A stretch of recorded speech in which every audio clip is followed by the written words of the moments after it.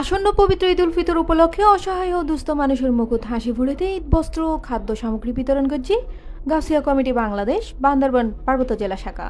সম্প্রতি বান্দরবানের কোহালং ইউনিয়ন সহ বিভিন্ন এলাকার এই মানবিক সহায়তা কার্যক্রম পরিচালনা করা হয়।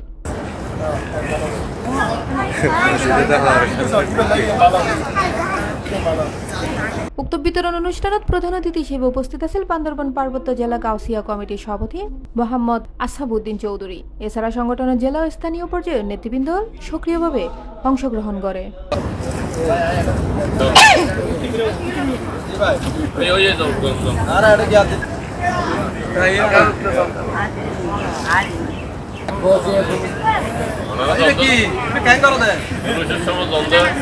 বান্দরবান জেলা ভারপ্রাপ্ত সাংগঠনিক সম্পাদক মোহাম্মদ কামাল উদ্দিন, সহ সাংগঠনিক সম্পাদক দিদার আলম, প্রাতিষ্ঠানিক বিষয়ক সম্পাদক জাহাঙ্গীর আলম মাস্টার, সহ প্রাতিষ্ঠানিক বিষয়ক সম্পাদক এমদাদুল হক বাহাদুর সহ আর বুদকিও এন্ডে উপস্থিত আছেন।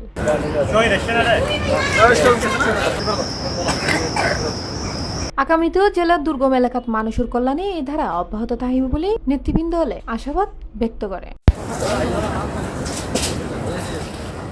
C plus TV, Chittagong.